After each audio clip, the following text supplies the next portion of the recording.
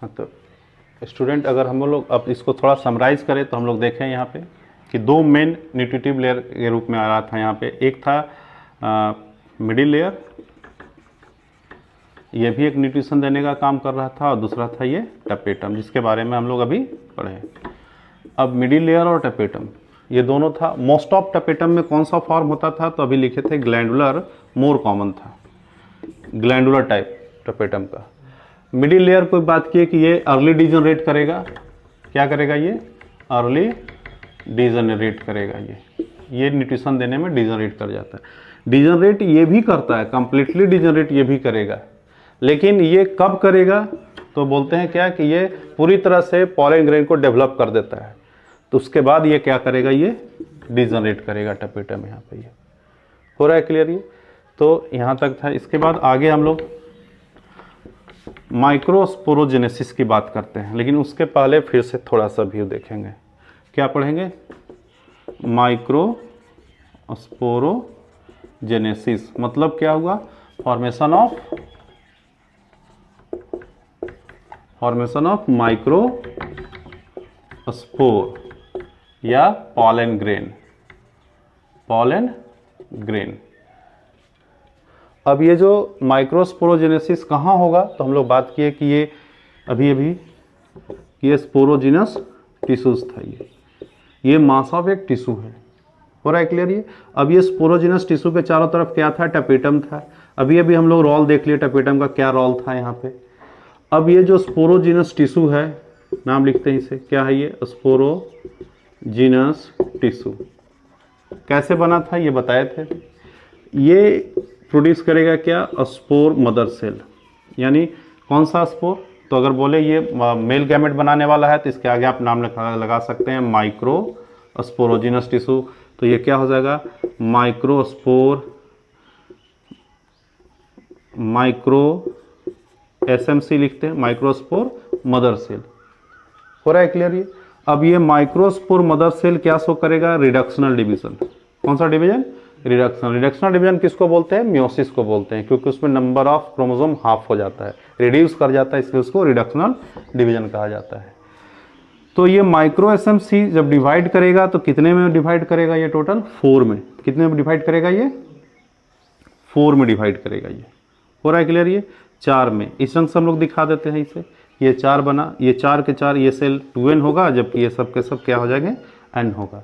Reduction हो गया यहाँ पर ये।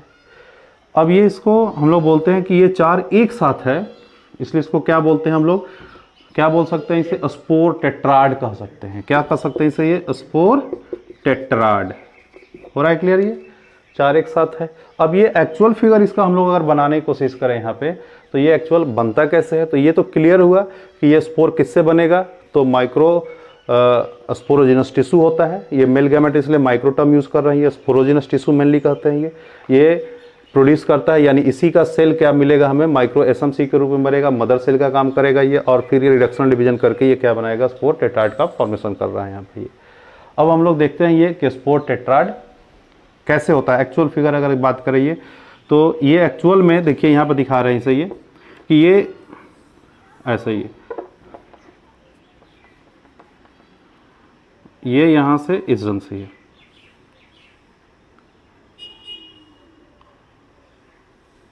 ऐसे।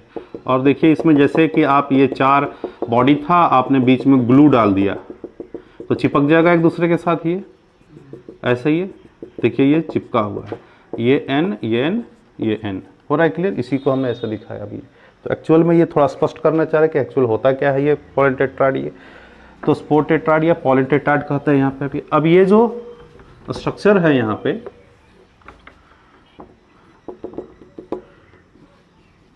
पॉलन टेट्राड या स्पोर टेट्राड बोल रहे थे। अब ये देखिए, ये जो बाहर का जो ग्लू मटेरियल का काम कर रहा है, जिसे आपस में जोड़ के रखे हुए हैं, इसको बोलते हैं कैलोज। कैलोज बोलते हैं इसे। हो रहा है क्लियर ये। अब ये कैलोज का अगर हम लोग देखें रोल क्या है यहाँ पे, तो पहला रोल तो ये दिख रहा है कि इसे ग्लू का काम कर रहा है, तो जोड़ के रख रहा है ये। हो रहा है क्लियर ये। तो एक तो फंक्शन ये हो रहा है कि ये किसका काम कर रहा है, कि ग्लूड का काम कर रहा है ये, जो इसे जोड़ने का काम कर रहा है।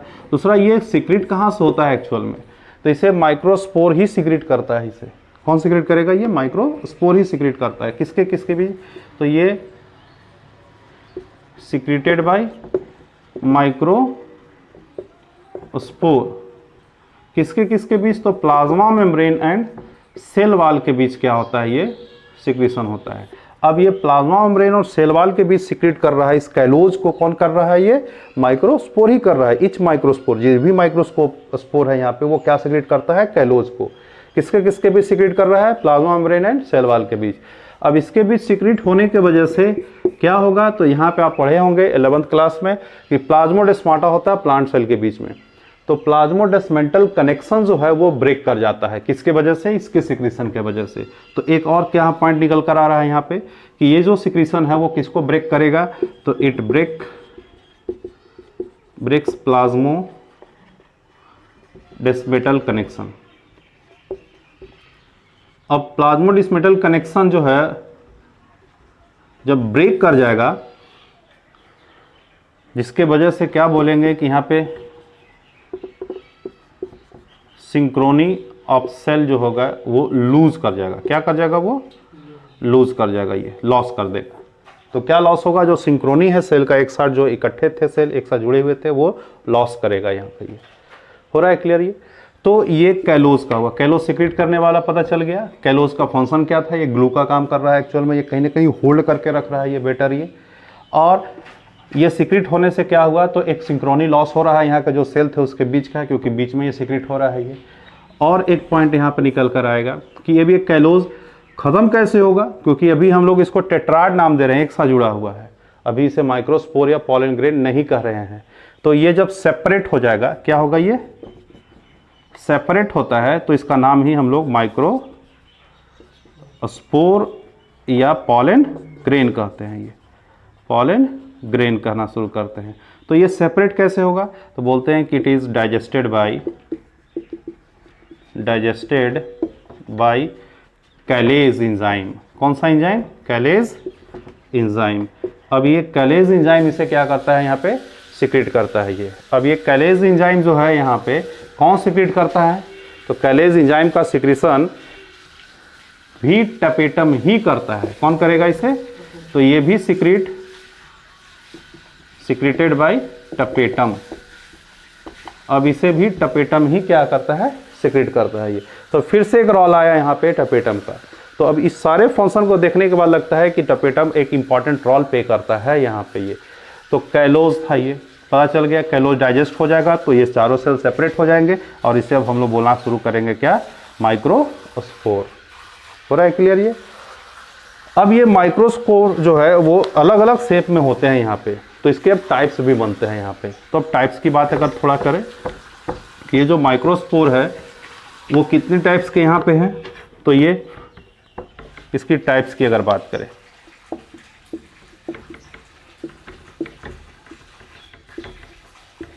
तो एक जो टाइप है वो है, बोलते हैं यहाँ पे हम लोग टेट्राहेड्रल, दूसरे को बोलते हैं आइसोबाइलेटरल, तीसरे को बोलते हैं डिकसेट,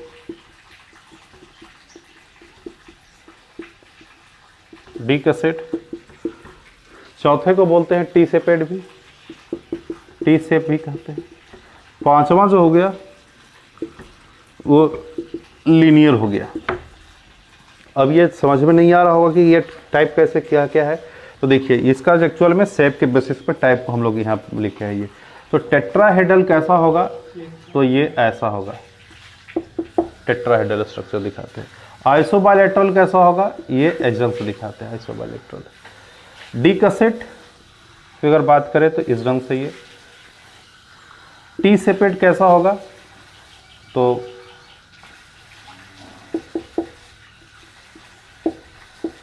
हो गया ये टी सेपेड हो गया।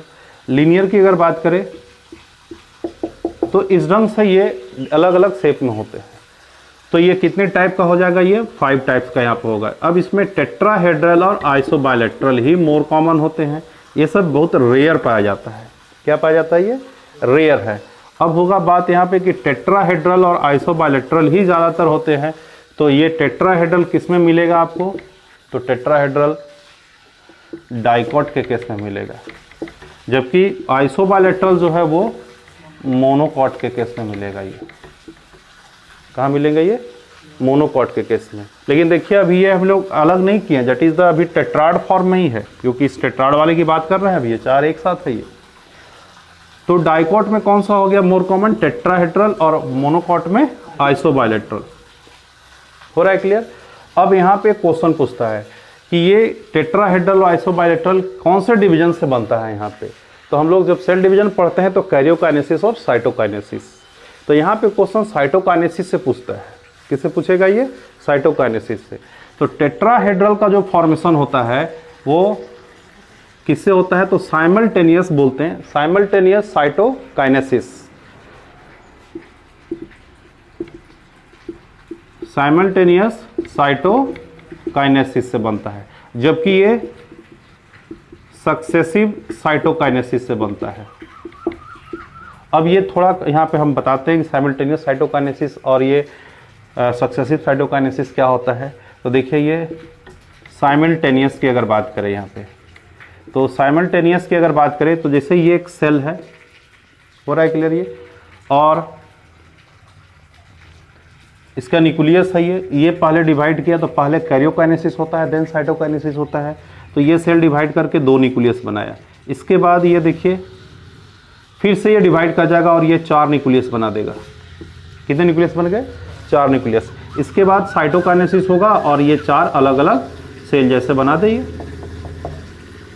4 सेल। ये जो न्यूक्लियस होगा 4, ये 4 न्यूक्लियस हो गए। तो ये केस हुआ कैसा? साइमल्टेनियस का। दूसरे तरफ होता है सक्सेसिव की बात करते हैं।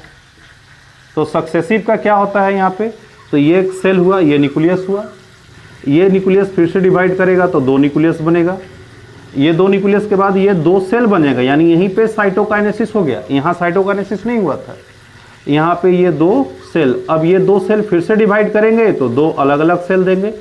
तो ये कैसा हो गया? ये सक्सेसिव हो गया, यानी पहले कैरियोकाइनेसिस फिर देन साइटोकाइनेसिस, फिर कैरियो फिर साइटोकाइनेसिस। यहाँ क्या हुआ? पहले साइटोकाइनेसिस कंप्लीट कर लिया पूरा, उसके बाद साइटोकाइनेसिस स्टार्ट हुआ। तो ये हो गया साइमल्टेनियस और ये हो गया सक्सेसिव। तो ये किससे बना? साइमल्टेनियस से, जबकि ये किससे बना है? सक्सेसिव से बना है। यहाँ पे हो रहा है क्लियर ये? तो बाद में ये क्या होगा? कैलेज डाइजेस्ट होता है और ये चारों के चारों अलग हो जाते हैं। ये हो रहा है क्लियर ये? अब आपसे क्वेश्चन यहाँ पे और पूछता है कि ये जो डिफरेंट टाइप्स जो हो गए यहाँ पे, माइक्रोस्पोर को हम लोग यहाँ पे बात कर रहे थे, ये पॉलन टेट्राड का ये डिफरेंट टाइप्स जो है, ये एक प्लांट ऐसा है जिसमें ये लगभग सारे टाइप्स पाए जाते हैं। ऑल टाइप्स ऑफ जो यहाँ पे पॉलन टेट्राड या स्पोर टेट्राड जो बोल रहे थे, सबके सब ये प्रेजेंट किस में होता है? तो एक है प्लांट जिसका नाम है अरिस्टोलोचिया एलिगेंस, अरिस्टोलोचिया एलिगेंस। इस प्लांट में ऑल टाइप ऑफ क्या बोलते हैं? स्पोर टेट्राड प्रेजेंट होता है, अरिस्टोलोचिया एलिगेंस। हो रहा है क्लियर ये? इसमें ऑल टाइप। अब यूजुअली क्या होता है? यूजुअली हम लोग अभी बात कर रहे थे कि ये जब 4 एक साथ है, ये चारों सेपरेट हो जाएगा और सेपरेट करके ये 4 क्या हो गए? Pollen grain. सबके सब क्या कहलाएंगे? पॉलन ग्रेन होंगे। ये सेपरेट होने के बाद क्या देगा हमें? ये पॉलन ग्रेन। यूजुअली यही होता है। लेकिन कुछ ऐसे भी प्लांट्स हैं जिसमें कि ये सेपरेट नहीं होता है। हो रहा है क्लियर ये नॉर्मल केस है। ये कैसा केस है? ये नॉर्मल केस है ये, कि ये जो टेट्राड है वो उसका कैलोज के वजह से टेट्राड फॉर्म में था, कैलोज डाइजेस्ट होगा और ये सब सेपरेट हो जाएंगे। ये जिसको हम लोग पॉलन ग्रेन या माइक्रोस्पोर कहना शुरू करते हैं ये। लेकिन कुछ ऐसे भी प्लांट है जहाँ पे ये क्या होता है? सेपरेट नहीं होता है। तो ये उस प्लांट में इसका क्या नाम होता है? उसको वहाँ पे कंपाउंड टेट्राड बोला जाता है। क्या बोलते हैं उसे? ये तो कंपाउंड टेट्राड। अब ये कंपाउंड टेट्राड क्या है? तो जहाँ ये सेपरेट नहीं होता है जिस प्लांट में, उस प्लांट में इसको क्या बोलते हैं? इसी टेट्राड को कंपाउंड टेट्राड कहते हैं। जिसका एग्जांपल्स में आता है जैसे जेट्रोपा, एनोना, हाइड्रिला,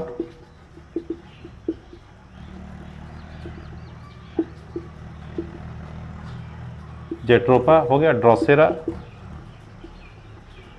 तो ये कुछ ऐसे प्लांट हैं जिसमें कि क्या होता है, ये सेपरेट नहीं होता है, तो वहाँ हम लोग इसे क्या बोलते हैं, कंपाउंड टेट्राइड कहते हैं इसे। ये तो ये था, हम लोग जाने यहाँ पे कि कैसे स्पोर बना, तो पता चल गया कि स्पोर मेयोसिस डिवीजन से बना था ये, और ये डिफरेंट फॉर्म था इसका यहाँ पे ये।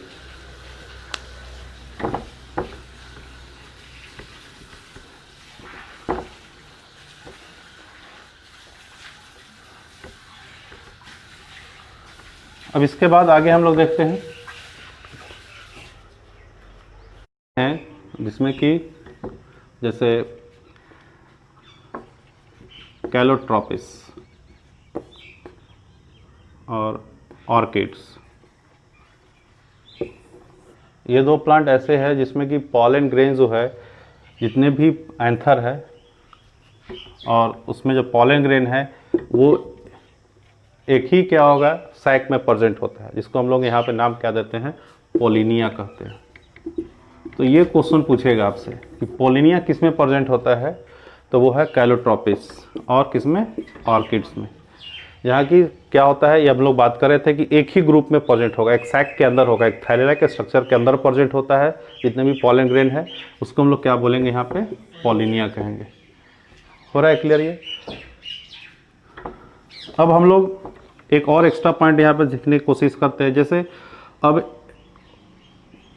माइक्रो एसएमसी, 1 माइक्रो एसएमसी हमारे पास है, तो ये कितना माइक्रोस्पोर देगा, 4 देगा। तो यूजुअली यही होता है कि ये 1 माइक्रोस्पोर मदर सेल जो हुआ वो कितना देगा, 4 microspore.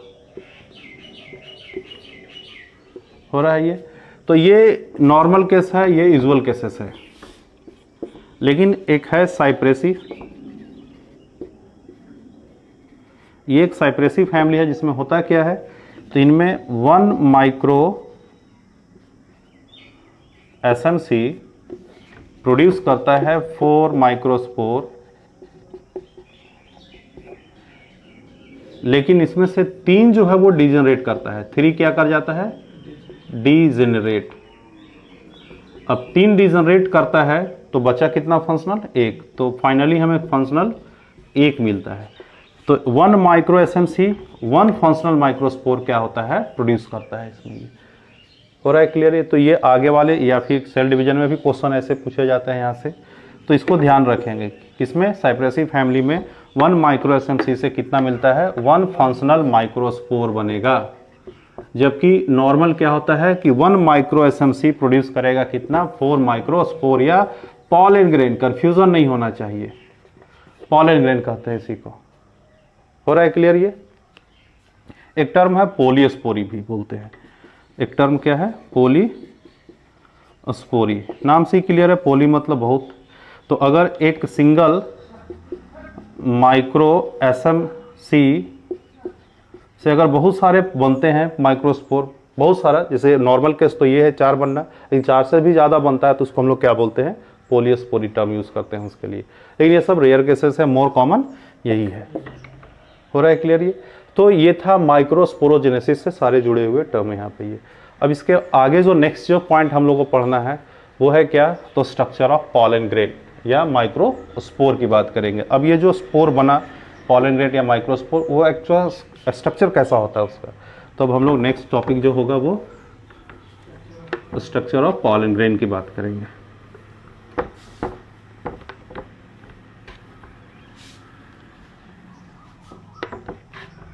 Structure of pollen grain.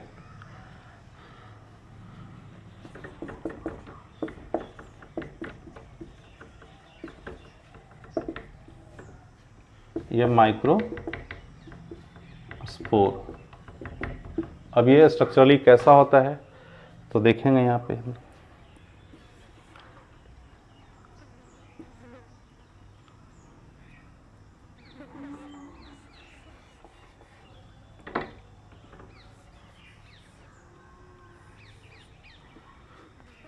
अब देखिए ये स्ट्रक्चरली ये है एक पॉलन ग्रेन का स्ट्रक्चर।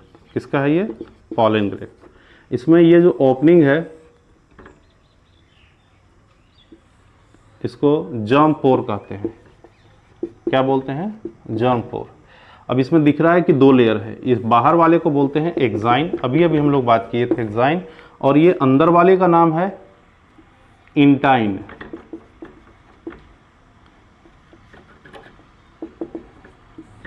ये इंटाइन। तो पॉलन ग्रेन में 2 लेयर से, बाहर वाली लेयर का नाम है एक्साइन और अंदर वाले लेयर का नाम है इंटाइन। हो रहा है क्लियर? और एक ओपनिंग होता है, इसको हम लोग जॉम्पोर भी कहते हैं यहाँ पे। ये तो ये स्ट्रक्चर है। अभी एक्साइन के बारे में हम लोग बात कर रहे थे। ये एक्साइन जो हो गया ये आउटर हो गया, बाहर का है ये, और ये इंटाइन इनर कह सकते हैं। ये कैसा है? ये इनर है ये। अब ये जो एक्साइन स्ट्रक्चर है यहाँ पे देख रहे हैं, ये काफ़ी रफ जैसा दिख रहा है थोड़ा ये। तो एक्साइन किससे बना होता है? तो अभी अभी हम लोग बात किए थे कि ये इसे बनाने वाला कौन था? स्पोरोपोलिन इन्वॉल्व हो रहा था किसको बनाने में? एक्साइन बनाने में। अब ये स्पोरोपोलिन के बारे में बोले, ये काफ़ी हार्ड था स्ट्रक्चर ये, यानी क्या बोलेंगे, ये प्रोटेक्शन का काम देगा, यहाँ पे इसे काम करेगा ये।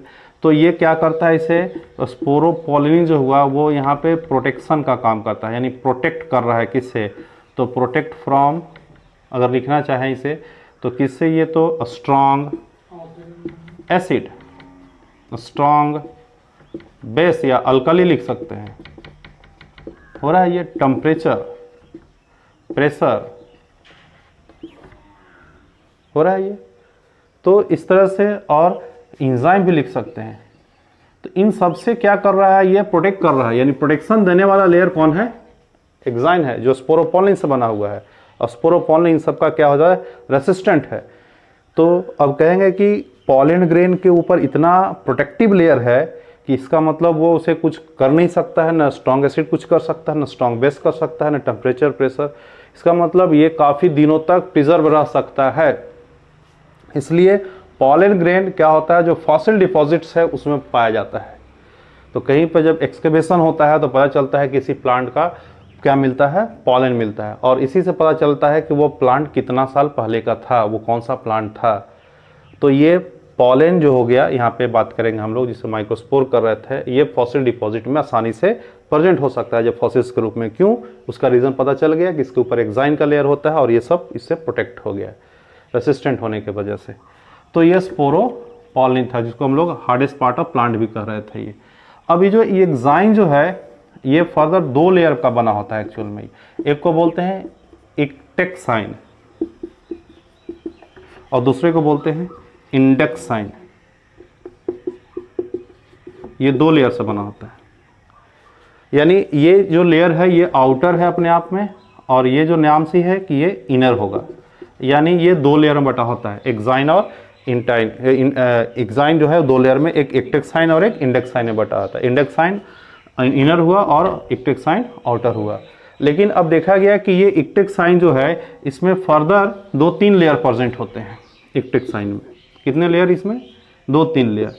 अब कौन कौन सा बोलते हैं? एक फूट होता है, एक बैकुलेट होता है और एक टेक्टम होता है। कितना लेयर? तो देखिए एक से एक लेयर पे आता जा रहा है। Exine is the outer most, उसके अंदर फिर 2 पार्ट था, ये इक्टेक्साइन और इंडेक्साइन। अब इक्टेक्साइन में ये 3 पार्ट देखने को मिला यहाँ पे, 3। तो फूट जो होता है और टेक्टम, इसमें ये होता है वो इनर होता है और ये आउटर होता है। ये मिडिल हो गया, तो ये कैसा लेयर हो गया? मिडिल हो गया ये। तो अगर हम लोग बात करें कि अगर इसे हम लोग टच करें इस पॉलन ग्रेन को, तो हमें किस पार्ट को टच कर रहे होंगे? टेक्टम को, क्योंकि एक्साइन का सबसे बाहरी पार्ट कौन है? इक्टेक्साइन कहते हैं, और इक्टेक्साइन में भी ये 3 पार्ट है, टेक्टम टच हो रहा होगा ये। तो ये जो बैकुलेट और टेक्टम है, यही जो आउटर सरफेस का जो डिजाइन है, हो रहा है क्लियर? ये उस डिजाइन को या जो भी स्कल्पचरिंग जो है बाहर का जो भी स्ट्रक्चर है स्कल्पचरिंग, उसको डिसाइड करता है कौन? बैकुलेट और टेक्टम। हो रहा है क्लियर? ये तो बाहर से छूने में जो भी ये फीलिंग हो या जिस तरह का भी हो स्ट्रक्चर ये बाहर से, वो ये दोनों मिलकर देता है इसे ये। और एक खास बात इसमें है कि फूट जो है ये लेयर कंटिन्यूअस होता है, जबकि ये डिसकंटिन्यूअस होता है। ये भी डिसकंटिन्यूअस। डिसकंटिन्यूअस कहने का मतलब, अब इसके ऊपर होगा, यहां दिखाते हैं ये कि ये कंटिन्यूअस लेयर हुआ। डिसकंटिन्यूअस का मतलब ये यहां से है, यहां से है, ऐसे है, ऐसे है। ये डिसकंटिन्यूअस रूप में होगा। तो ये बैकुलेट और टेक्टम जो कि स्कल्पचरिंग या डिजाइन ऑफ जो पॉलन ग्रेन जो यहाँ पे तय कर रहा है वो कैसा होता है, डिसकंटिन्यूअस फॉर्म में होता है। तो ये जनरली ऊपर बाहर से क्या होता है, जनरली थोड़ा रफ होता है। कैसा हो जाता है, ये रफ होता है ये। तो ये हो गया। इसके बाद इंडेक्स साइन था जो इनर में होगा, ये हो रहा है स्पष्ट ये। तो ये था। इसके बाद इंटाइन पे आते हैं। इंटाइन लेयर जो है वो सबसे इनर मोस्ट का लेयर था ये इंटाइन। और ये इंटाइन किससे बना होता है, तो अगर हम लोग बात करें तो सेलुलोज प्लस पेक्टिन से। किससे बना होगा ये intine layer, cellulose plus pectin से बना होता है ये। तो ये था स्ट्रक्चर ऑफ पॉलन ग्रेन की यहाँ पे हम लोग बात की। यहाँ पे हो रहा है ये स्पोरोपोलिन पे यहाँ से क्वेश्चन पूछे जाते हैं। क्या होता है, ये रेसिस्टेंट होता है, ये स्ट्रॉन्ग एसिड ये बेस का ये क्या होता है, ये सारे रेसिस्टेंट होते हैं, जिसके वजह से ये काफ़ी दिनों तक क्या होता है, एज ए फॉसिल डिपॉजिट के रूप में भी प्रेजेंट होता है। जर्म पोर की बात करते हैं अब। ये एक पोर कैसा है, ये जर्म पोर। अब कहते हैं जर्म पोर क्या, पोर है एक। अब जर्म नाम क्यों किया, क्योंकि यहीं से पॉलन ट्यूब जर्मिनेट करता है, इसलिए इसको क्या बोलते हैं, जर्म पोर कहते हैं ये। अब ये जर्म पोर एक नहीं हो सकता, एक से अधिक भी हो सकता है। जैसे अब हम लोग यहाँ पे लिखते हैं, जैसे डाइकोट जो हुआ हो रहा है ये। डाइकोट में जनरली ये 3 होता है। कितने जर्म पोर होते हैं, 3 होते हैं। तो 3 जर्म पोर होता है। अब इस तरह से 3 जर्म पोर वाले जो पॉलन ग्रेन होगा डाइकोट में, उसको ट्राइकॉलपेट कहा जाता है। क्या बोलते हैं उसे, ट्राइकॉलपेट। ये मोर कॉमन है डाइकोट के केस में, जबकि मोनोकॉट के केस में 1 जर्म पोर होते हैं, 1 जर्म पोर। तो नाम से ही क्लियर है, जब 3 है तो ट्राइकॉलपेट, तो यहाँ पे 1 है तो क्या होगा, मोनोकॉलपेट कहेंगे इसे। ये क्या बोलेंगे इसे, मोनोकॉलपेट कहेंगे। तो मोनोकॉट में मोर कॉमन 1 जर्म पोर और यहाँ 3। तो अब क्वेश्चन ये होता है, तो क्या 3 जर्म पोर यहाँ पे क्या होगा, जर्मिनेशन होगा पॉलन ट्यूब का। तो जर्मिनेशन हो सकता है 3 में नहीं, लेकिन एक ही जो होगा वो फंक्शनल होगा, यानी अप टू द फीमेल जो पार्ट होगा वहां तक एक ही पहुंच पाएगा। इसलिए मोर कॉमन देखा गया कि डाइकोट में 3 जर्म पोर देखने को मिलता है, जिसको हम लोग ट्राइकॉलपेट कहेंगे, और मोनोकॉट में 1 देखने को मिलता है, जिसको मोनोकॉलपेट कहते हैं ये। तो ये स्ट्रक्चर था किसका, पॉलन ग्रेन का। ये हो रहा है क्लियर, ये स्पष्ट हो गया। देखें यहाँ पे हम लोग स्ट्रक्चर ऑफ पॉलन ग्रेन की जो बात की है इसमें, तो ये जर्म पोर जो था, हो रहा है क्लियर ये। अब ये जर्म पोर की बात की है कि इससे क्या होगा, पॉलन ट्यूब निकलेगा और फिर ये आगे डेवलप करता है यहाँ पे ये। इसके बाद अगर 1-2 एग्जांपल्स है जिसमें अगर हम बात करें यहाँ पे पॉलन ग्रेन की, तो ये जो एक्साइन लेयर है, आपसे क्वेश्चन ये भी पूछेगा कि एक्साइन लेयर कहाँ पे एब्सेंट होता है। तो एक्साइन लेयर जर्म पोर के पास एब्सेंट होता है। हो रहा है ये। एक प्लांट है जोस्टेरा मेरिना, जोस्टेरा मेरिना, जिसमें कि एक्साइन जो होता है वो एब्सेंट होता है। एक्साइन लेयर क्या होता है, एब्सेंट होता है। यूजुअली अगर हम लोग बात करें यहाँ पे, तो यूजुअली क्या होता है, पॉलन ग्रेन के अंदर तो इंटाइन प्लस एक्साइन दोनों प्रेजेंट होते हैं, लेकिन यहाँ एब्सेंट है ये। तो नॉर्मली क्या होता है, ये प्रेजेंट होता है। कौन सा, तो इंटाइन प्लस एक्साइन दोनों ही प्रेजेंट होते हैं। हो रहा है क्लियर ये। इस तरह से क्वेश्चन और पूछ सकता है कि ये जो लार्जेस्ट पॉलन ग्रेन किसका होता है। अपने आप में एक जीके की तरह क्वेश्चन होगा ये कि लार्जेस्ट पॉलन ग्रेन किसका होता है। तो लार्जेस्ट पॉलन ग्रेन की अगर हम लोग बात करें, ये सब क्वेश्चन के रूप में मिलेगा। लार्जेस्ट पॉलन ग्रेन की बात करें तो वो है मिराबिलिस जलापा। मिराबिलिस जलापा, इसे 4 o'clock प्लांट भी कहते हैं। क्या बोलते हैं, 4 o'clock प्लांट भी कहते हैं। तो इसमें ये लार्जेस्ट पॉलन ग्रेन होता है। इसी तरह से स्मॉलेस्ट भी पूछ सकता है। तो स्मॉलेस्ट पॉलन ग्रेन किसमें होता है, तो ये मायोसोटिस में होता है। मायोसोटिस स्पीशीज में क्या पाया जाता है। अब अगर साइज की बात करता है तो यहाँ कितना बोल सकते हैं, तो 25 माइक्रोमीटर के आसपास, 25 से 30 होता है। जबकि यहाँ अगर पूछा जाए तो 2.5 से 3.5 माइक्रोमीटर, छोटा जो है स्मॉलेस्ट है, उसका साइज ये होता है। हो रहा है क्लियर। तो ये लार्जेस्ट और स्मॉलेस्ट के रूप में ही पूछ सकता है। या फिर ओवरऑल की अगर हम लोग बात करें कि ओवरऑल एक एवरेज साइज कितना होगा पॉलन ग्रेन का, तो यहाँ से एवरेज भी निकाल सकते हैं ये। तो एवरेज क्या हो गया, 15 से 25 के बीच होगा। तो एक पॉलन ग्रेन का एवरेज साइज अगर निकालने की बात करें हम लोग, तो ये जब स्मॉलेस्ट और लार्जेस्ट पता चल रहा है तो इसी के एवरेज में होता है। इसलिए 25 माइक्रोमीटर, 20 से 25 माइक्रोमीटर का साइज का क्या होता है, पॉलन ग्रेन होते हैं ये। और काफ़ी ये क्या होता है, छोटा होता है, इसलिए कुछ पॉइंट्स एनसीईआरटी में दिए हैं, आगे भी हम लोग पढ़ेंगे अगले वीडियो में वो, जहाँ पे इसका दिखाया है कि क्या पॉलन ग्रेन काफ़ी सूक्ष्म होने की वजह से काफ़ी लोगों को भी क्या होता है, इससे इन्फेक्शन भी हो सकता है काफ़ी क्योंकि आई में कभी कभी इंटर कर जाता है ये। तो ये सब हम लोग अगले क्या हो गया, अगले वीडियो में देखेंगे ये। तो हो गया ये स्ट्रक्चर ऑफ पॉलन ग्रेन है यहाँ पे ये।